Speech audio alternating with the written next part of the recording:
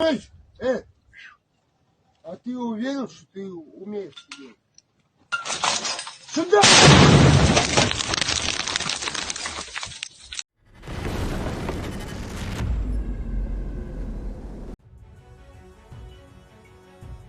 In the Kemerovo region of the Russian Federation, Kuzbas, a camp has been organized for the wounded and deserters who are being sent back to the front. Astra reported on this with reference to 4 Russian soldiers who are in the camp. It is reported that the camp was organized in the town of Yurga, on the base of the 74th Separate Guards Motorized Rifle Brigade.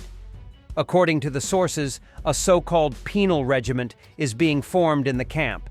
Wounded and sick people who did not wait for a medical examination, escaped from service, or were transferred to this unit after conflicts with the previous command. There are people without fingers, grandfathers who do not understand where they are, and people on crutches, the Astra source stated. The next batch was promised to be sent to the war within days, and military equipment was being loaded into railroad cars. We will be taken under a convoy like cattle. We will insulate the rail cars at our own expense, they said. Just like in 45, when prisoners were transported, they did the same. No exits, no entrances. Some of them left in November. There was the first shipment to Kursk, and someone has already been killed, the media reports. According to the military, they are not allowed to go outside the camp and use phones. And for any fault or request to treat them humanely, they are severely beaten. Last week, the military beat 5 guys. They think they are tough and in the right. A comrade from the company was ratted out. The military police took him away. Pepper sprayed his face and beat him, another source stated. According to him, the military police also beat the perpetrators while the latter are handcuffed. The newspaper writes that there is a room for the guilty on the territory of the camp, where the military sleep on the concrete floor without food and water. They put 30 people per 10 square meters and let them go to the toilet once a day. They may even forget. People pee in bottles, and sometimes even under themselves, one of the soldiers shared. Offenders are punished either by being sent to the front or by other means. Some of them have been in such camps for several months and seem to have an uncertain status. Recently, one of the penal soldiers was searched for by security forces in his hometown as he is wanted for unauthorized departure from the unit, although he has been in the detention camp since the fall. As the wife of one of the soldiers told Astra, new personal files are being drawn up for her husband. At the same time, they are not given documents explaining that they may escape. Astra's interlocutors also spoke about an incident involving the death of a soldier at a training ground. One soldier was put out of action, although he had all the documents confirming the need for hospitalization. However, the commander, Colonel Beloglazov, decided otherwise and sent him to the training ground anyway. The man died the same day.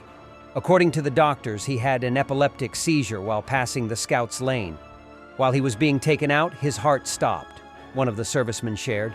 On January 16th, it was reported that Vladimir Putin, president of the Russian Federation, signed an order to call up citizens in the reserve for military training. Russian masterclass on throwing a cumulative grenade RKG-3. А ты уверен, что ты умеешь сидеть? Сюда!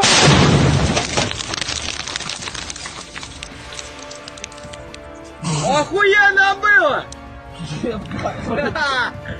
Пизда-то! Алуёбок, блядь! Вот охуебало, блядь! Ты чё, блядь? Border Guard ICE from the Prime RUBPAK unit captured an occupier using a Mavic. During my time at the position, my colleague, also an aerial reconnaissance operator, spotted 2 Russian military personnel who had made a fire, were sitting by it and warming themselves.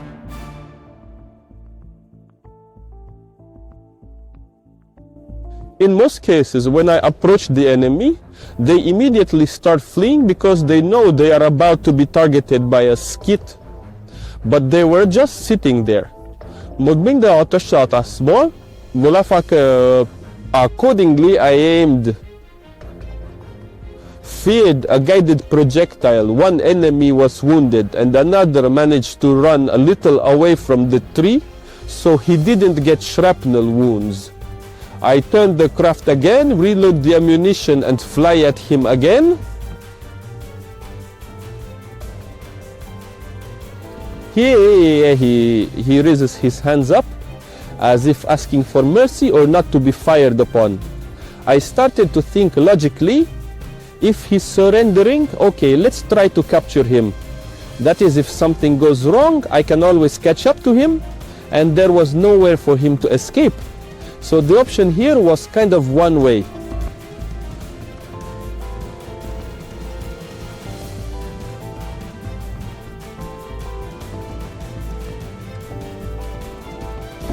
Everything went successfully, the enemy was captured. Accordingly, I believe that This is very good. Kursk official revealed the damage figures for the Kursk region, for which he was punished by Governor Kinstein. The regional minister for the restoration and development of border areas, Alexei Karnaushko, publicly stated that the damage from the invasion amounted to 750 billion rubles, and that no less than 21% of the region's territory had been affected by the fighting. Revealing real figures is unusual for the Kremlin regime, and as a result, the official was reprimanded, with the justification that it is currently impossible to assess the full scale of the damage due to the ongoing occupation of part of the region. Observe the vehicles. What do you see? The second best army in the world? Or a bunch of drunkards that can be easily defeated with the right weapons? The Russian army increasingly resembles a Mad Max army due to its reliance on improvised vehicles, like motorbikes, civilian trucks, and unarmored vans, reflecting severe equipment shortages. The Polish company Mista has restored and modernized more than 150 armored personnel carriers to the BTR-70DI version, the final recipient of which may be Ukraine. An armored enterprise in Stalowa Wola, which specializes in the production of the well-known Ukrainian-Polish armored vehicles on Silla, has overhauled and modernized more than 150 Soviet BTR-70 armored personnel carriers. The source of the armored vehicles is unknown, as these armored personnel carriers have never been in service in Poland. In addition, neighboring countries such as Moldova and Romania use copies of the TB-77, which are different from the vehicles shown. The Ukrainian military generally praised the quality of the overhaul and the capabilities of the modernized vehicle. In particular, the video of the use of the vehicle shows the anti-drone nets mentioned by the Polish developer. Thanks for watching, and don't forget to subscribe. Also, if you want to support Warthog Defense, please become our member and get early access to new videos, exclusive members-only videos, and become administrator in comment section. The membership link is in the description. Rescues every day. We had a guy last week at 6 rescues in 6 days. You know, he's doing the job every day.